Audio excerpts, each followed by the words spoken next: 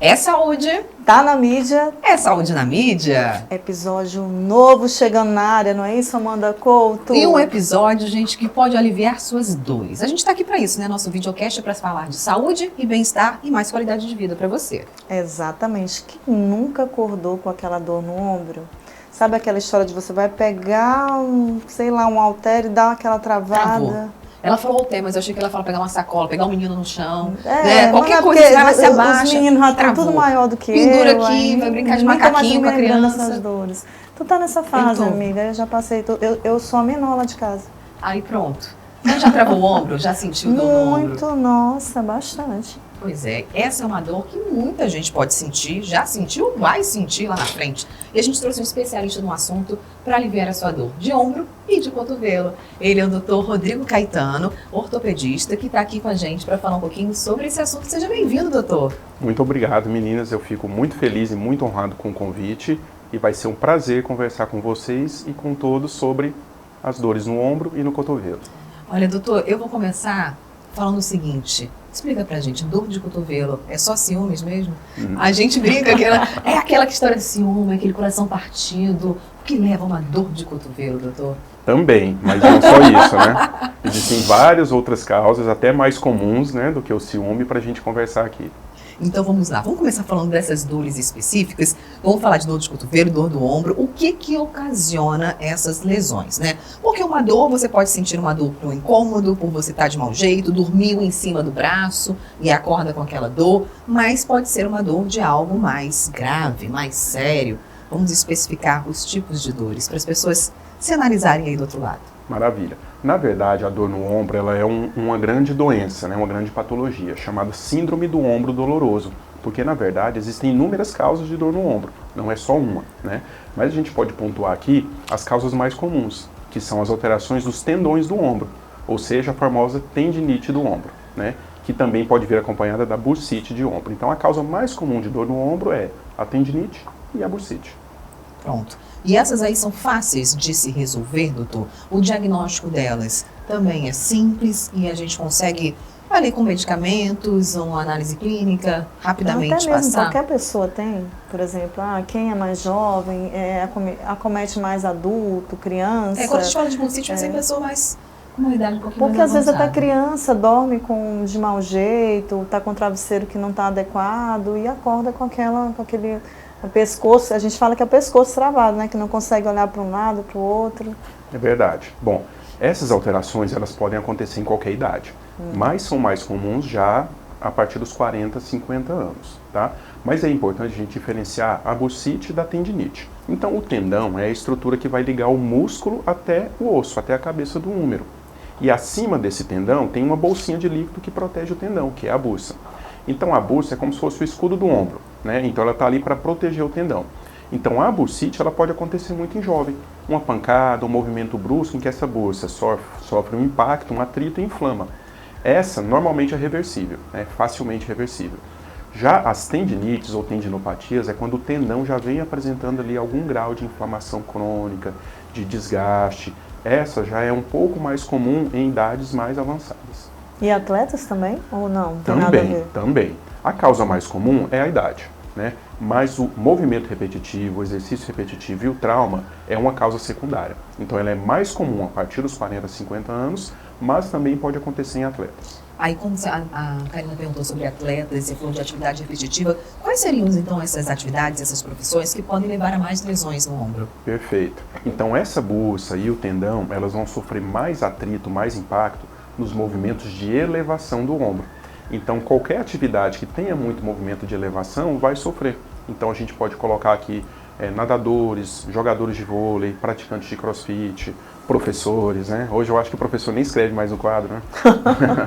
Mas... Só no iPad. Então, o que precisa levantar muito o braço, né? Então, acaba sendo um público que tem mais risco de lesão.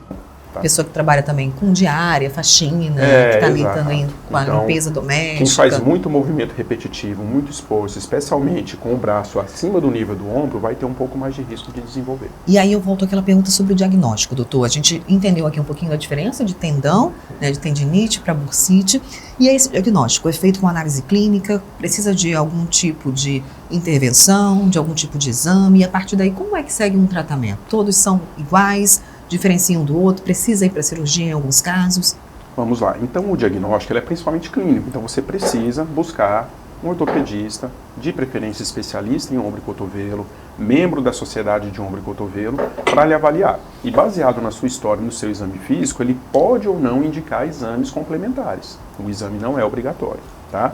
Caso haja necessidade de exames, aí podemos pedir ultrassonografia, tomografia, radiografia e ressonância magnética, cada um com seus prós e contras, mas nem sempre o exame de imagem é necessário. Às vezes só na análise clínica você já diagnostica e já passa para o tratamento. Perfeito. E esses tratamentos, doutor, como é que eles seriam a partir daí do diagnóstico? Pronto, perfeito. Então, o tratamento, para ser bem indicado, precisa do diagnóstico correto. Então, você precisa saber o que tem para saber como tratar, ok? Então, tudo bem, vamos imaginar que conseguimos fazer um diagnóstico preciso. A gente vai partir para o tratamento. Na maioria dos casos, o tratamento é não cirúrgico, tá bom? E esse tratamento não cirúrgico, ele tem várias opções. Então, a gente pode fazer simplesmente uma orientação, orientar a pessoa a melhorar a sua ergonomia, melhorar o seu padrão de movimento, corrigir algum exercício errado que ele possa estar fazendo na atividade física, né? Alguns casos vai precisar da reabilitação com fisioterapia e, em alguns casos, intervenção. Nas intervenções, a gente pode ter terapia por ondas de choque, infiltrações, e, eventualmente, cirurgias. As cirurgias, né, que é o medo da maioria das pessoas, a indicação mais formal é na ruptura do tendão, quando esse tendão já se rasgou, já se arrebentou. Mas, nos casos mais leves, o tratamento não cirúrgico é mais indicado. Depende muito do tipo de lesão, assim, quais são os sintomas assim que o paciente tem que entender que ele precisa buscar a ajuda de um especialista para tratamento? Perfeito, vamos lá. Essa pergunta é muito boa, vou dividir ela em duas respostas. Maravilha. Tá? Então, a primeira é sobre a dor, em geral. Tá? Então, aquela dor que não melhorou com o repouso, com a compressa de gelo, né? Aquela dor que vem acompanhada de outros sintomas, vermelhidão, calor, perda de movimento, dificuldade para fazer os movimentos. Então, é esse tipo de dor, você precisa buscar ajuda. Para quê? Para fazer o diagnóstico correto, tá bom? Então, isso é o principal. Já na segunda parte da resposta, eu vou falar especificamente das lesões de tendão, tá? Então, as lesões de tendão normalmente vêm acompanhado de diminuição de força e dificuldade para elevar. Então, o paciente sente a dor, mas ele também sente muita dificuldade, diminuição de força para fazer elevação. Esse é um sintoma muito clássico da ruptura do tendão. E aí, quando você falou dos tratamentos, doutor, você falou sobre ondas de choque, infiltração. Vamos explicar como é que funciona esse tipo de tratamento? Maravilha, ótima pergunta. Então, o que é a onda de choque, né? Sabe quando tem um barulho, uma explosão e tem aquela vibração do ar, né? Aquilo ali é uma onda de choque. Só que isso foi estudado e transformado em uma terapia. Então, nada mais é que um equipamento que vai transmitir ondas acústicas de alta energia e essa onda vai entrar em contato com o nosso corpo. Ao entrar em contato com o corpo, ele vai estimular uma reação biológica de cicatrização, regeneração, controle da dor e controle da inflamação. Então, onda de choque é isso, é um aparelho que vai emitir ondas e essas ondas vão levar um efeito no nosso corpo. E a infiltração pode ser com algum tipo de produto, de medicamento que você vai colocar ali para aliviar a dor do paciente? Exato. A infiltração, na verdade, é só apenas o ato de você infiltrar, de você injetar algo em algum lugar. No local da lesão. No local da lesão. E essa infiltração pode ter uma série de substâncias diferentes, dependendo de cada caso. Tá? Então, a gente chama o seguinte, a onda de choque é o procedimento não invasivo.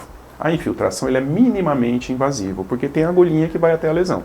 E ali a gente vai injetar determinada substância de acordo com a indicação do paciente. E aquilo alivia mesmo a dor? É algo só momentâneo? É aquele efeito Cinderela ali para aliviar a dor naquele momento e depois ele tem que seguir um outro tratamento? Porque às vezes a gente vê paciente, olha, eu vou precisar viajar, vou precisar fazer isso, eu tenho uma atividade para fazer, mas a dor está num nível altíssimo, elevado e eu preciso de algo instantâneo para aliviar aquela dor. E aí, como é que você atua nesse caso? Pronto, a infiltração, né, quando a gente utiliza algum medicamento para controle da inflamação, ela realmente dá esse alívio imediato. Então, para você que tem dor intensa, dor aguda, que não está melhorando com outros tratamentos, a infiltração pode ser uma excelente opção. Ela pode sim resolver o seu problema. Já em alguns casos, como por exemplo a artrose, o paciente tem um desgaste, a destruição da articulação e sente muita dor. Aí a infiltração já vai atuar como um paliativo. Vai dar um alívio da dor, mas em algum momento o efeito da infiltração vai passar e ele pode voltar a sentir a dor. E hoje a gente pode dizer que existem tratamentos assim ultramodernos. O que existe de inovação nesse setor? Maravilha. Então, na infiltração, um grande avanço é o uso da ultrassonografia. Então, antes, até pouco tempo atrás, a gente ia por parâmetros anatômicos. Então, a gente ia aqui, palpava, apertava, eu acho que é aqui, tá, infiltrava. No olho, no olhômetro, no tato e no olho. Hoje não, a gente utiliza a ultrassonografia no consultório durante o procedimento. Então, você localiza o local exato do problema, você consegue visualizar a agulha chegando até o local, para aí sim você aplicar a medicação. Então, o grande avanço é o uso da ultrassonografia. Quanto às substâncias, aí é um mundo novo que se abre, né? Que agora é a famosa medicina regenerativa. Sim. Em que a gente pode utilizar um monte de substâncias diferentes que vão atuar estimulando a regeneração dos tecidos e a redução da inflamação. Então, eu posso citar aqui o uso do ácido hialurônico, o uso do BMA, que é o aspirado de medula. A gente pode aspirar o sangue da medula óssea para aplicar, e entre várias outras substâncias. Doutor, e assim, para aqueles praticantes de atividade física, tanto aqueles que estão atuando, como aqueles do final de semana, que sofrem uma lesão no ombro, quais são, assim, os tratamentos que você já falou específicos? Você pode dar algum exemplo aqui para o pessoal de saúde na mídia? Claro. Então, quando você faz atividade física, você está susceptível à lesão. Isso é natural. Infelizmente, né? E a gente precisa da atividade física. Precisa da atividade física. Então, todo atleta, ele sofre lesão, né? Então, a gente teve o Djokovic, comum, né? o tenista que se afastou por lesão, o Neymar que está afastado por lesão. Frequentemente. Frequentemente. Mas isso não é motivo para não praticar atividade física. Boa. Sabe qual é a atividade física mais perigosa que existe? O sedentarismo. Ah, adorei essa Adorei. resposta. Então, não deixe de fazer atividade física, tá? Mas vamos lá. Então, a partir do momento que você sofre uma lesão, o primeiro passo é buscar o atendimento, procurar o especialista para ter o diagnóstico. E aí, havendo o diagnóstico, a gente vai traçar a estratégia terapêutica. Na maioria dos casos, onda de choque, para alívio mais rápido da dor de forma não invasiva. Algumas infiltrações, como por exemplo o ácido hialurônico associado a algum anti-inflamatório, também é muito pertinente.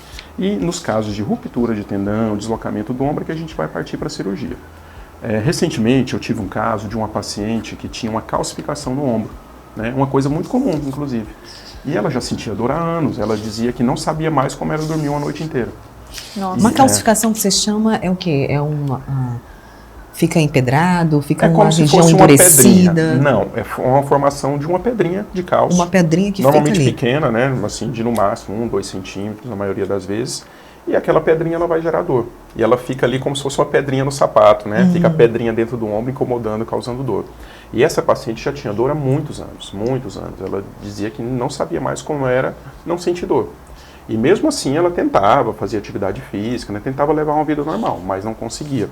E a gente fez um procedimento de infiltração e punção guiada por ultrassom, que foi um procedimento relativamente simples, com anestesia local.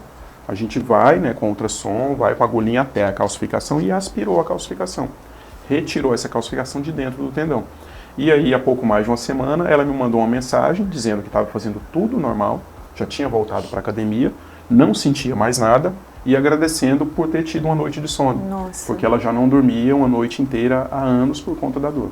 A qualidade de vida que você consegue para esse paciente de uma forma simples e rápida, né, doutor? Simples e rápida e segura. E por ser segura. minimamente E invasiva. como é importante, né, a gente buscar a ajuda de um especialista, porque às vezes as pessoas têm a mania de se automedicarem, né, principalmente na tua área. Eu vou tomar aqui, vou na farmácia comprar um anti-inflamatório, Um analgésico, um relaxante anti-inflamatório. muscular, um analgésico, e acaba maquiando a dor e convivendo com esse problema, porque sentir dor, gente, não é normal.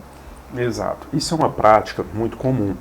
Eu confesso que eu entendo, porque o acesso à saúde no Brasil não é dos melhores, né? Então, às vezes, a pessoa se vê numa situação que ela precisa dessa automedicação. Mas a questão é por quanto tempo, né? Então, você tomar remédio 1 dia, 2 dias, tudo bem. Na maioria das vezes, a dor realmente vai passar, né? Mas, poxa, eu atendo pacientes que estão há meses, anos usando medicação e nunca procurou atendimento. né? Especialmente a dor que dura mais de 3 meses, ela é um sinal de mau prognóstico, é um sinal de que essa dor pode cronificar e você pode ficar com ela para sempre, né? Então é muito importante você procurar o atendimento o mais rápido possível para ter o diagnóstico e o tratamento adequado. Você falou da segurança dos tratamentos, né? Ou não invasivos ou minimamente invasivos. Existe algum tipo de risco ou algum tipo de contraindicação para esses tratamentos de intervenção na dor? Maravilha. Bom, a onda de choque, especialmente, é um tratamento que a gente chama assim de o tratamento quase perfeito, né?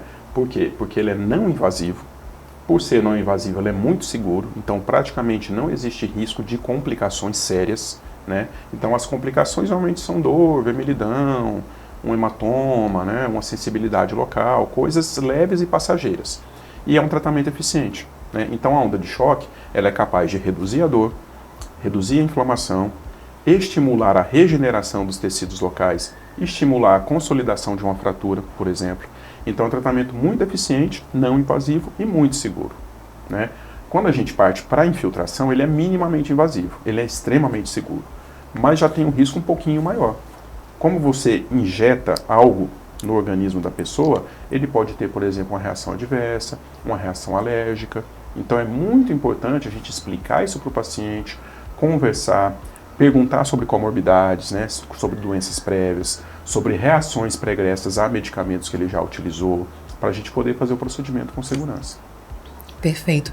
Doutor, e agora já passando para o outro nível, quando o assunto vira cirúrgico, o que a gente pode esperar? Então, quais casos você pode citar para a gente de exemplos de dores que podem parecer inocentes, que a pessoa ali está protelando, vai tomando anti-inflamatório, como a Karina falou, vai maquiando aquela dor, mascarando aquela dor, e de repente chega no consultório e é um caso cirúrgico.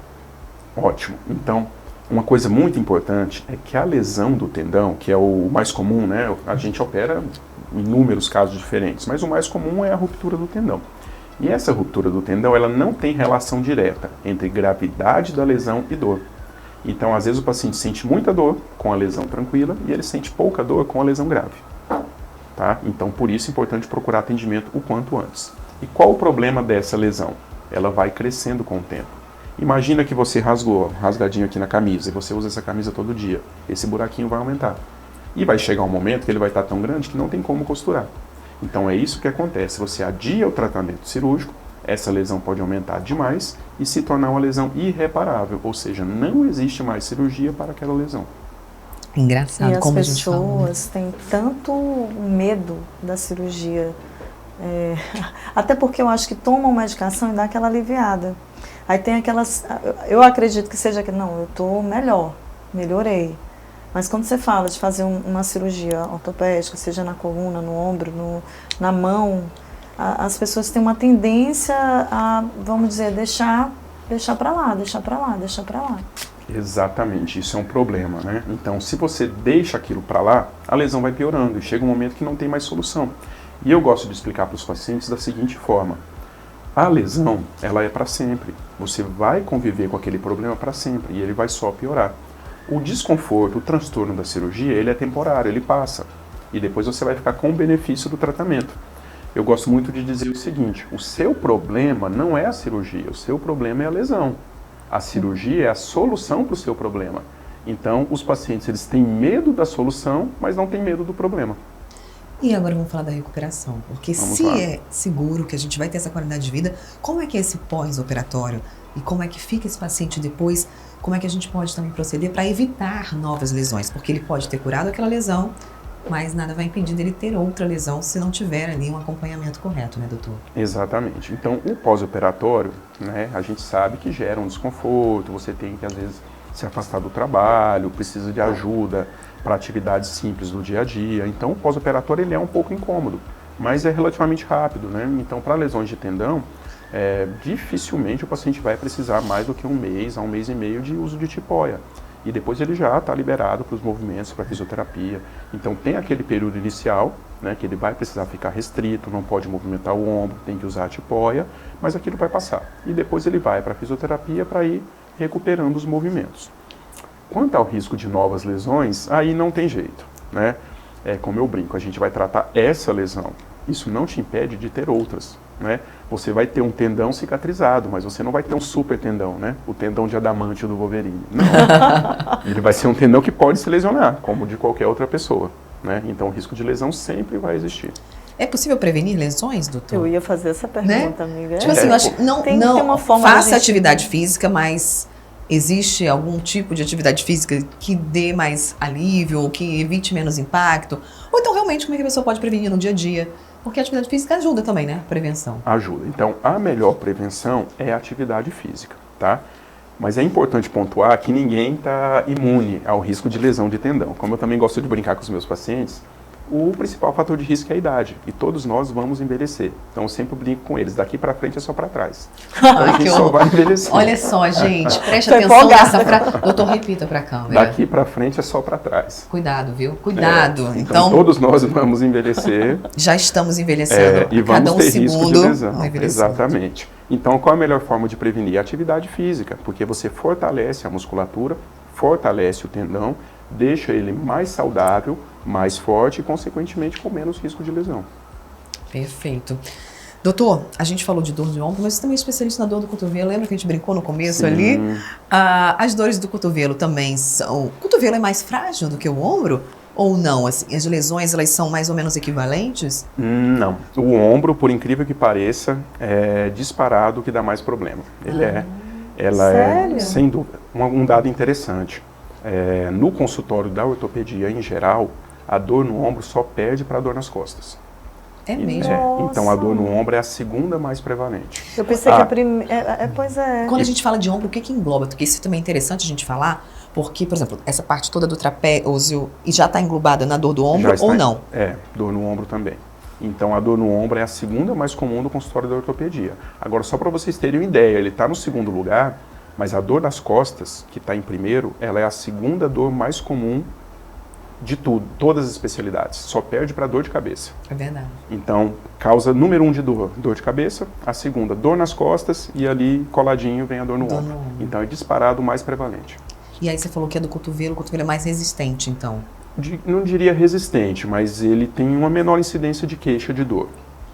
A dor no cotovelo é menos frequente. Seria mais para fraturas e traumas, aquela dor ali? Também, porque uma coisa interessante é a mobilidade. O ombro é a articulação mais móvel do corpo. A anatomia, a biomecânica do ombro é muito complexa. A do cotovelo é mais simples, né? Então é basicamente o movimento de aquele abrir e movimento, fechar, né? Tem a pronossupinação, que é esse giro que o antebraço faz, mas é um movimento muito mais simples que o do ombro. Então, o ombro ele sofre bastante. Com a moda agora do beach tênis, o cotovelo sofre também? Sofre. E o ombro também? O ombro também, né? Muita elevação, o ombro sofre, mas o cotovelo também sofre. Praticantes de tênis, beach tênis, eles sofrem muito com a epicondilite, que é uma tendinopatia, um desgaste do tendão aqui na face lateral do cotovelo. Então, a queixa mais comum de dor no cotovelo é a epicondilite. E é fácil, é tranquilo o tratamento? Não é muito fácil, por incrível que pareça. Ela não é uma lesão grave, raramente ela incapacita, raramente ela evolui para cirurgia. Mas ela é aquela dorzinha chata, sabe? Que fica ali, ó. E mesmo com o tratamento, ela pode demorar meses para desaparecer. Nossa. Então é uma dorzinha bem chata. E essa dor, geralmente de ler também afeta quando você tem por exemplo, tem muita gente que fica digitando notebook com aquele movimento e geralmente isso, eu digo porque eu já passei por isso, né? Já tive ler. E consegui com tratamento, na verdade hoje eu quase não uso notebook, eu fiquei com um pouco de trauma e aí eu tô com o dedinho só no celular, comprei um celular maior e aí eu consigo, acho que tá melhor, assim, foi uma troca justa. É muito comum, né? Então, não só em praticante de atividade física, mas quem usa muito computador, muita digitação, muito celular. Porque uma coisa interessante da anatomia, esses tendões aqui da face lateral do cotovelo, eles vão dar um movimento de extensão do punho e dos dedos, que é um movimento que a gente utiliza muito, né? Para digitar, né? É uma dor que fica radiante. Então, quem utiliza muito computador, muito mouse, também é um perfil de paciente que tem mais risco de desenvolver a epicondilite. E tem uma forma de prevenir, olha, já fazendo a consulta? Tem sim. Que bom. Então, primeiro é melhorar a ergonomia, né? Então, o ideal é que você que trabalha com computador, então você mantenha uma postura mais ereta, né? Os ombros relaxados, o cotovelo, aqui, o antebraço mais ou menos na altura do cotovelo, alinhado com o punho, para que você possa digitar sem estar numa posição desconfortável, né? Aqueles apoios, que é muito comum, né? Sim. Apoio para mouse, apoio para teclado. Compra na internet o kit completo. Baratinho. Ajuda demais. Porque se você fica digitando com o punho e extensão, vai tensionar. Então, quando você coloca o apoio e o punho fica retinho, fica neutro, isso melhora a tensão no tendão e vai prevenir o risco de você ter E para problema. celular? Gente, para celular vai mais aqui cervical, Para né, doutor? celular, hein, doutor? Ah, celular é problema, né? Mas tem dica também, tá? Bora lá. Então, para o celular, né? O ideal, né? Às vezes a gente não faz, é utilizar as duas mãos, porque você consegue segurar o celular com a mão e digitar com a outra, né? Essa posição é que a gente tem que segurar e fazer um Então, malabarismo não é o aqui correto para usar. assim, Peraí, né? peraí. Vou Peraí. sacar meu celular aqui para aprender Vamos como lá. é que faz. Ensina aí, doutor, como é que a gente tem que segurar o celular assim. Exato. E com a outra mão E você com a vai outra mão digitar. digitar. É, porque se Bem, você... bem de velho, assim, Bem, né? Uma coisa assim, bem, né? Peraí, Não é mas assim. mas dá pra fazer, Não é mas dá assim. pra fazer. é mais difícil. Não é assim. Porque você vai fazer um Mas movimento eu posso fazer só repetitivo com o dedão, polegar. porque o polegar é mais fácil, É né? mais fácil. Mas tem um problema, tem uma outra tendinite. Tem que ser com o indicador mesmo. É melhor. Porque esse movimento repetitivo do polegar, Gente, ele também ninguém leva faz isso. a uma sobrecarga dos tendões extensores do polegar, que pode levar a um outro tipo de tendinite. lesão. É verdade. Exato. Gente, estamos lascados, né? A gente precisa melhorar mesmo, sabe, o nosso condicionamento. Tá ali com bons profissionais especializados para nos acompanhar, tá fazendo esse check-up, tá fazendo esse acompanhamento. Principalmente, olha, as pessoas costumam ir para academia, fazer uma atividade física, mas às vezes elas não se preocupam de uma dorzinha que sentiu ali no treino, já procurar um especialista. E é sempre importante. Existe alguma idade adequada que a gente tem que fazer um check-up também de ortopedia? Como você falou, a gente vai envelhecer. Então as ites da vida, as bursites, né, e também artrose, enfim, vão surgindo.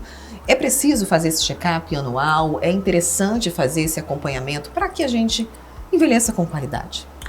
O check-up com ortopedista realmente ainda não faz parte Normalmente as pessoas não falam das sobre isso, né? recomendações, né, da Organização Mundial de Saúde, etc. Mas o que eu sempre oriento é, se você vai começar uma nova atividade, né, buscar a ajuda do ortopedista para te orientar, identificar se você tem alguma restrição, se você precisa de alguma adaptação, né, naquela atividade que você planeja realizar.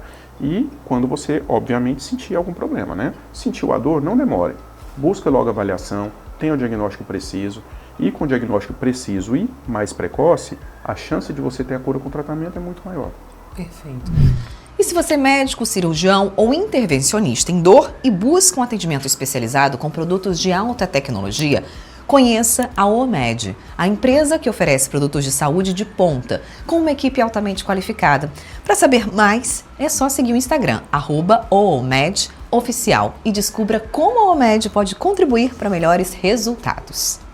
Finalzinho do nosso episódio de hoje, mas tem a pergunta surpresa que o doutor já chegou no suspense. O doutor Rodrigo chegou por aqui, olha, vi o roteiro e tal, tudo beleza, só a última parte do roteiro que eu não entendi muito bem. Agora vamos explicar para ele, né, Vamos Karine? explicar. Tem uma caixa preta aqui, doutor. Você vai pegar essa caixa preta. Pode ficar à vontade. Por Pega a favor. caixinha, abra a caixinha e descubra o que tem dentro para você, uma mensagem Será do que coração. tem aqui Eita. um monte de papelzinho. É, Você vai pegar escolhe um um qualquer, papel aleatório, desse, e você vai aleatório. ler e responder pra gente o que tem no papelzinho. Vamos lá. Tchananã. Como você lida com momentos de adversidade ou desafios pessoais? Gostei da pergunta. Boa, Gostei. falei que era Boa. surpresa, mas Ah, era surpresa essa é boa, essa é viu? boa, essa é Foi boa. nada que caia no Foi vestibular, tranquila, ali tá doutor. tranquilo. Essa é boa. Bom, momentos de adversidade, desafios, todo mundo vai passar. E é bom porque a gente sai mais fortalecido, né? Eu, particularmente, tento separar ali o problema em duas categorias, né? O que está no meu controle e o que não está no meu controle, né? E o que tiver no meu controle, eu vou fazer o possível para resolver aquele problema e passar por aquela intempérie. E outra coisa que eu sempre tento fazer é focar no momento, né? Então, às vezes, a gente fica com medo do que vai acontecer e que nem aconteceu e que talvez nem aconteça, né? Então, eu procuro separar. Isso aqui eu tenho controle, tenho controle. E o que eu posso fazer agora? O que está no meu controle agora? Eu vou lá e faço o que está ao meu alcance agora. O futuro a Deus pertence. Pronto, gente. Uau. Pensa no presente, né? No presente. Pra evitar até a ansiedade aí do futuro. Exatamente. Muito obrigada, doutor, pela sua participação aqui no Saúde Obrigada, na Mídia. doutor. Espero que você venha mais vezes. Foi um prazer, adorei participar e estarei sempre à disposição para estar aqui com vocês. Então Muito obrigado. faz um recadinho ali na câmera. Chama a galera para se inscrever no canal, para participar com a gente. Diz aí o quanto que esse produto que a gente faz, né, com muito carinho, esse episódio, esse videocast, ele pode ajudar na qualidade de vida das pessoas. Vou deixar o recado hoje com o doutor. Pessoal, vamos lá. Vamos curtir, compartilhar, se inscrever, porque aqui tem muito conteúdo de qualidade muito conteúdo sobre saúde, e o que a gente mais quer na vida é ter saúde. Então, acompanha, que tem muita coisa boa e vocês só têm a ganhar. Adorei o recadinho. Uau, muito Depois bem. dessa, a gente se despede por aqui, né, Karina? Já pedimos aí o nosso biscoito, já se inscreve aqui no canal, é muito fácil, é de graça, é só colocar seu nome e você vai receber as notificações toda semana, quando tiver episódio novo, você vai receber aí as notificações do Saúde na Mídia. E acompanha a gente nas redes sociais. Exatamente, acompanhe, interaja. Gente, saúde para vocês, tchau, tchau. Até o próximo.